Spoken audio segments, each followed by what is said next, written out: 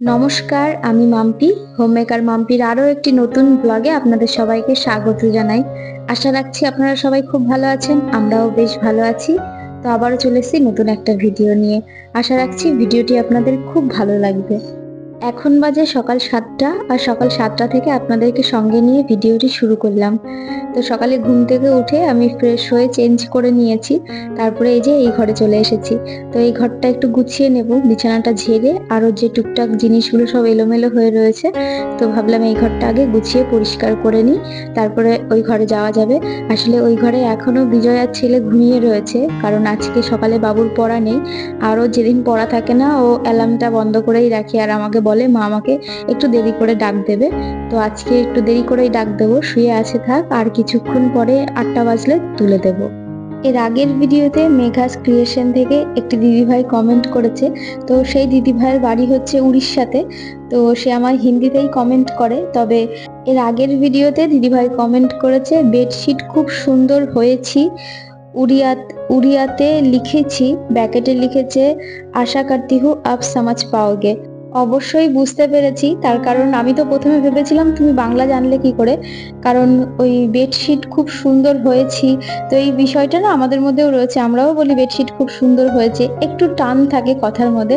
উড়িয়া আর বাংলা ভাষার মধ্যে কিন্তু অনেকটা মিল রয়েছে, মানে দুটো ভাষায় অনেকটা বোঝাই যায়।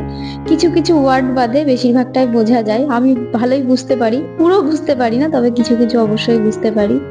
ভাষা হচ্ছে মানুষের ভাব প্রকাশ করার মাধ্যম একটা। তো তার থেকেও অনেক বড় মনুষ্যত্ব জ্ঞান, ভালোবাসা, আন্তরিকতা, তো এইগুলোই সব থেকে বড়, আমি তো তাই মনে করি। আর আমাদের তো ছোটবেলা থেকে এটাই শেখানো হয়, জাতি ধর্ম নির্বিশেষে আমরা মানুষ, মনুষ্যত্বর থেকে বড় তো কোনো কিছু হয় না। যাই হোক, ওদিকে ঘর গুছিয়ে এসে সোজা চলে এসেছি ছাদে। তো ছাদে আজকে কম্বলটা একটু ভালো করে রোদে দেবো। এর আগের দিনকেও দেওয়া হয়েছিল, তবে সেদিন খুব একটা বেশি রোদ ছিল না। আর আজকে সকাল এখন 8টা বাজে, এত রোদ ছাদে, তো আমি এতটা রোদ দেখেই আবার কম্বলটা আর একবার ভাবলাম রোদে দিয়েই দিই। আর এদিকে এই যে দিদি বাড়ি গিয়েছিলাম, মানে আমার ননদের বাড়ির ওখান থেকে পাথরকুচি গাছ আর এই যে অ্যালোভেরা গাছ নিয়ে এসেছি। এই অ্যালোভেরার প্রজাতিটা আমি একটু অন্যরকম দেখলাম। এই অ্যালোভেরা গুলো একদম সরু সরু, অ্যালোভেরা সচরাচর মোটাগুলোই দেখা যায়।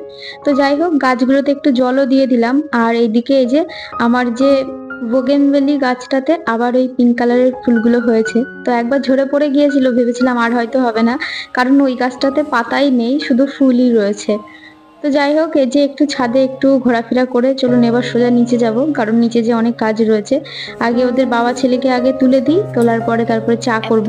সকাল থেকে এখনো চা খাইনি।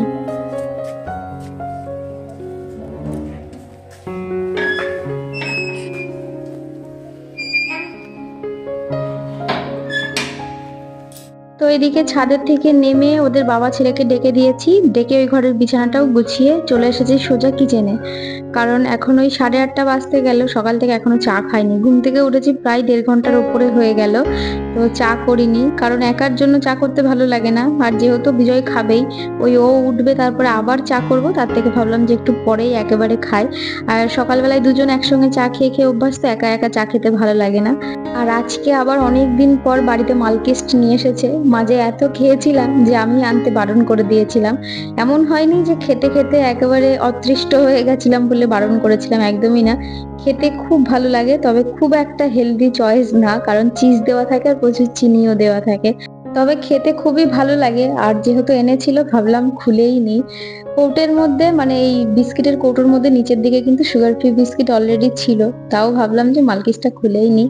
তো যাই হোক, দুধটাও শেষ হয়ে গেছিল, দুধটাও নিয়ে ঢেলে নিলাম, মানে প্যাকেটটা কেটে কন্টেনারে ঢুকিয়ে নিলাম। তার কারণ ডাইরেক্ট আমি ঢেলে রাখি না, ডাইরেক্ট ঢেলে রাখলে অনেক ওয়েস্টেজ হয়, তার সঙ্গে কৌটোটা খুব নোংরা হয়, দেখতেও বাজে লাগে। আর এইভাবে কেটে কৌটোর মধ্যে বসিয়ে দিলে এক তো খুব একটা অপচয় হয় না, তারপরে খুব একটা কৌটোটাও মানে নোংরা হয় না। এর আগের ভিডিওতে রাখি দাস কমেন্ট করেছে, দিদি ভাই আজকের ভিডিওটা খুব সুন্দর হয়েছে, আর চিকেন কষাটা অসাধারণ হয়েছে। দিদি ভাই তোমাকে বলছিলাম ওই ডালটার রেসিপি দিতে, প্লিজ দিও না দিদি ভাই। অবশ্যই দেব। এর আগেও অনেক কজন দিদিভাই আমাকে কমেন্ট করে বলেছে যে মাম্পি তুমি ওই ডালটার রেসিপি দেবে। তো শুক্তোর ডালের রেসিপি আমি নেক্সট দিন যেদিনই করবো আমি অবশ্যই দেব। এর আগের ভিডিওতে প্রিয়াঙ্কা দাস দিদিভাই কমেন্ট করেছে, ও মাম্পি চিকেন কষা দেখে যে লোভ সামলানো মুশকিল, তার ওপর আবার তন্দুরি, উফ কি যে করো। বাট তুমি কিন্তু একদিন ডিটেলসে চিকেন কষার রেসিপিটা দেখাবেই। অবশ্যই দেখাবো দিদিভাই। আর দিদিভাই আরো লিখেছে, আর তুমি তো স্টিলের কড়াইটা ইউজ করো না, আর তোমার একটা বড় স্টিলের কড়াই আছে, সেটা কিন্তু ভালোভাবে দেখিও তো। অনেক ভালোবাসা। থ্যাংক ইউ সো মাচ দিদিভাই, আর আমারও অনেক ভালোবাসা নেবে। আসলে দিদিভাই কি হয়েছে বলতো, অ্যালুমিনিয়ামের পাত্রগুলো ভাবছি আমি আবার সব তুলে রাখবো, মানে আগের মতো। গত বছরই বের করা হয়েছিল, তবে এই তুলে রাখবো রাখবো করে ভাবি আর একটা দিন ব্যবহার করে নি, আর একটা দিন ব্যবহার করে নি। তো যাই হোক, অ্যালুমিনিয়ামের সব পাত্রগুলোই আমি ভাবছি আবার তুলে রাখবো, দিয়ে আবার আগের মতো স্টেনলেস স্টিলের সব জিনিসগুলোই ব্যবহার করব।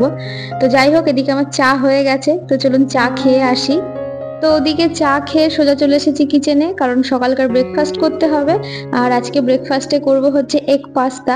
আমার ছেলের ভীষণ পছন্দের, বিশেষ করে এগ দিয়ে পাস্তা করলে। আর আজকে করব এই যে ডিজাইনার পাস্তা, 100% হুইট আর সেমোলিনা দিয়ে তৈরি, ভীষণ হেলদি একটা জিনিস, মানে ময়দা নেই এর মধ্যে। আর এই পাস্তাটা না ভীষণ অল্প কোয়ান্টিটিতে দিলেও, মানে যখন বয়েল করা হয়ে যাবে তারপরে ফুলের ডবল হয়ে যায়, মানে অনেকটা হয়ে যায়। তো ছেলের আর বিজয়ের জন্যই করব। তো এই যে তেলটা গরম করে গাজরটা ভালো করে একটু ভেজে নেব। তো আপনারা চাইলে এর মধ্যে ক্যাপসিকাম আরো অন্যান্য রকমের ভেজিটেবল দিতেই পারেন। তো এদিকে এই যে আমার পাস্তাটা সেদ্ধ হয়ে গেছে, আর ওদিকে গাজরটাও একটু ভালো করে ভেজে নিয়েছি। তারপরে এই যে পেঁয়াজ আর লঙ্কা কুচিয়ে রেখেছিলাম, তো সেটাকেই ভালো করে একটু ভাজা ভাজা করে নেব গাজরের সঙ্গে। আসলে গাজরটা ভাজা হতে একটু সময়টা বেশি লাগে, তো সেজন্য প্রথমে গাজরটা দিয়েছিলাম, তারপরে পেঁয়াজ আর লঙ্কাই দিলাম, আর কিচ্ছু দেবো না।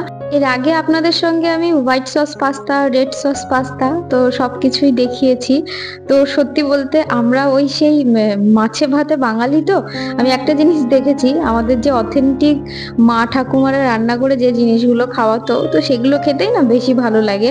তো খুব বেশি ফ্যান্সি খাবার আমার কাছে তো বিশেষ করে ভালো লাগেই না। Red sauce pasta, white sauce পাস্তার থেকেও আমার কাছে এই ধরনের পাস্তা কিংবা চাউমিন, মানে ডিম দিয়ে পেঁয়াজ দিয়ে যেটা আর কি করে খাওয়া হয়। চাউমিনে তো আমি মাঝে মাঝে আলুও দিই, তো সেটা কিন্তু খেতে আমার নর্মাল চাউমিনের থেকে, মানে রেস্টুরেন্টের যে এত সস ফস দিয়ে যে চাউমিন গুলো হয়, সেগুলোর তুলনায় কিন্তু আমার এইভাবে একদম নর্মাল ভাবে ঘরোয়া করে করে খেতেই বেশি ভালো লাগে।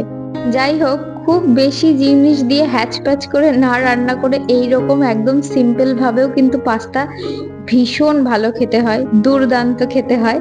তো আজকের পাস্তাটা কিন্তু সত্যি খুব ভালো খেতে হয়েছিল।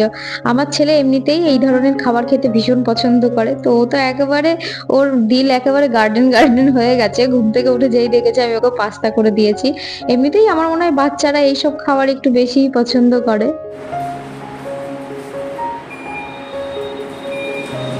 তো যাই হোক, আবার অনেকক্ষণ পর আপনাদের সামনে এলাম। এই যে এক সিঙ্ক ভর্তি বাসন পড়ে রয়েছে, মানে সকালকার খাবারের।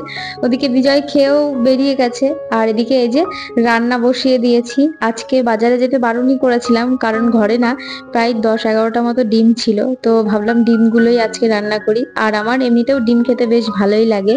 তো আজকে করব হচ্ছে ডিম দিয়ে সয়াবিন দিয়ে তরকারি, আলু দিয়ে যেরকম হয় আর কি। তো আমার কাছে এই রান্নাটা খুব প্রিয়, এমনিতেই আমার ডিম মাংসের থেকেও বেশি ভালো লাগে।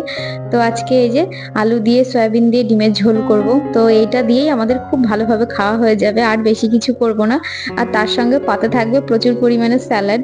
গরম পড়লে পরে আর কিছু থাকুক না থাকুক, আমাদের পাতে স্যালাডটা থাকবেই, কারণ আমরা স্যালাড খেতে খুব ভালোবাসি।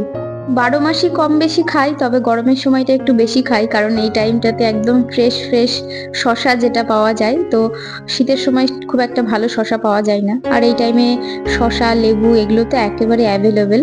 তো সেই জন্য এই টাইমটা একটু বেশিই খাওয়া হয়। এর আগের ভিডিওতে পপি কর কমেন্ট করেছে, ব্লগ খুব ভালো লেগেছে, তোমার রান্না দেখে বোঝা যায় তুমি খুব ভালো রাঁধুনি, চিকেন কষাটা দুর্দান্ত লেগেছে। Thank you dear. এর আগের ভিডিওতে রানুদি কমেন্ট করেছে, তোমার রান্নার রং দেখেই প্রাণটা জুড়িয়ে যায়। থ্যাংক ইউ দিদি ভাই। এর আগের ভিডিওতে অনন্যা মল্লিক কর্মকার কমেন্ট করেছে, আমিও চিকেন খাই না জানো, বাড়িতে করে দিই ঠিকই, বাট ওই এক পিসই খাই কোনো রকম। আমার হাজবেন্ডও খুব একটা খায় না, শাশুড়ি মায়ের জন্যেই আনা হয় মেনলি। উনি নিরামিষ খুব একটা পছন্দ করে না, তবে যেদিন চিকেন হয় সেদিন আমি নিজের জন্য কিছু করি না, ওই অল্প একটু ভাত খাই। ভিডিওটা ভীষণ ভালো লাগলো, থ্যাংক ইউ ডিয়ার। আমাদের বাড়িতেও ঠিক তাই গো, আমার ছেলের জন্যই মেনলি চিকেনটা নিয়ে আসা হয়। বিজয়ও খায়, একদম যে অপছন্দ করে তা না, খায়। আর আমার সেরকম একটা কোনোদিনও ভালো লাগে না, ওই এক আধ পিস খাই, তাও আগে যাও বা একটু খেতাম, এখন জানি না কেন একদমই ভালো লাগে না। তো এদিকে এই যে ডিম দিয়ে সয়াবিন দিয়ে আমার হয়ে গেছে, এবার একটু ফুটিয়ে গরম মশলা দিয়ে তারপরে নামিয়ে নেব। সয়াবিনের যে কোনো তরকারিতে সয়াবিনটা ভালো করে জলে ভিজিয়ে রেখে কিংবা সেদ্ধ করে নিয়ে একটু ভালো করে ভেজে নিতে হয়, তাহলে সয়াবিন খেতে ভীষণ ভালো হয়। না হলে একটা কেমন কাঁচা কাঁচা গন্ধ লাগে, তো সেটা ভালো হয় না। একটু ভেজে নিলে খুব ভালো খেতে হয়, তবে অবশ্যই সোক করে তারপরে ভাজতে হয়। তো যাই হোক, ওদিকে আমার ডিমের ঝোল রান্না হয়ে গেছে, টেবিল মুছে সবকিছু রেখে দিয়ে এসেছি। আর এদিকে এই যে অনেক কটা বাসন ছিল, তো সেই বাসনগুলোকে মেজে নিয়েছি, এবার ঝটপট বাসনগুলো ধুয়ে নেব। বিশ্বজিৎ ঘোষ অ্যাকাউন্ট থেকে বোন কমেন্ট করেছে, উফ দিদিভাই চিকেন তন্দুরিটা দারুণ লাগলো গো, তুমি বললে না জমে ক্ষীর, সত্যি গো দেখতে ভীষণ ভালো লাগছে। তোমার রুমের প্রত্যেকটা জিনিস আমার ভীষণ ভালো লাগে জানো। জানো মনে হয় যে আমিও কবে কিনবো, ফাঁকা ফাঁকা ঘর ক্লিন করতে সুবিধা হয়। আর তুমি জানতে চেয়েছো আমার যে ওয়াশিং মেশিনটা আছে, তো ওর মধ্যে জিন্স শার্ট এগুলো কি ওয়াশ করা যায়? অবশ্যই সমস্ত কিছু ওয়াশ করা যায়। নর্মালি যেরকম ওয়াশিং মেশিনে সবকিছু কাচা যায়, তো আমারটাতেও সেম তাই, ব্ল্যাঙ্কেটও কাচা যায়। তবে কোয়ান্টিটি থাকে, মানে আমার যেহেতু 7 কেজির ওয়াশিং মেশিন, তো তার থেকে বেশি জিনিস দেওয়া যাবে না। তো 7 কেজি একবারে কেচে নিয়ে তারপরে আবার 7 কেজি দেওয়া যায়, যদিও আমি একদম ভরে ভরে দিই না, তো একটু খালি খালি করেই আমি ওয়াশিং মেশিন চালাই। আসলে আমার যে ওয়াশিং মেশিনটা আছে ওটা অনেক বছর পুরনো। আমার ছেলে যখন খুব ছোট ছিল, আসলে বাচ্চা থাকলে যেরকম হয় আর কি, প্রতিদিন প্রচুর প্রচুর জামা কাপড় কাচতে হতো। তো প্রথম দিকে আমার হেল্পিং হ্যান্ড ছিল, তো সেই সব জামা কাপড় কেচে দিত। তবে তারপরে দেখলাম যে না, একটা ওয়াশিং মেশিন নেওয়া দরকার, তো তারপরে আমি ওই ওয়াশিং মেশিনটা নিয়েছিলাম। তো এখনো পর্যন্ত কিছুই হয়নি, একবারের জন্য আমি কোনো রকম সার্ভিসিংও করাইনি, খুব ভালোভাবেই রয়েছে। তো যাই হোক, এদিকে কথা বলতে বলতে আমার বাসনগুলো সব মাজা হয়ে গেছে, আর রান্নাঘরটাকেও খুব ভালো করে পরিষ্কার করে নিয়েছি। ওভেন টোভেন সব পুরো মুছে পরিষ্কার করে নিয়েছি। তো এবার আমি যাব স্নান করতে। আর ভিডিওটা বেশি বড় করব না। আর আজকের ভিডিওটা কেমন লাগলো অবশ্যই কমেন্ট করে জানাবে। ভালো লাগলে একটু লাইক করবে, যারা নতুন বন্ধুরা আছে সাবস্ক্রাইব করে আমার পাশে থাকতে পারেন। আবারও দেখাবে নতুন কোনো ভিডিও নিয়ে, ততক্ষণ সুস্থ থাকবেন, ভালো থাকবেন, টাটা।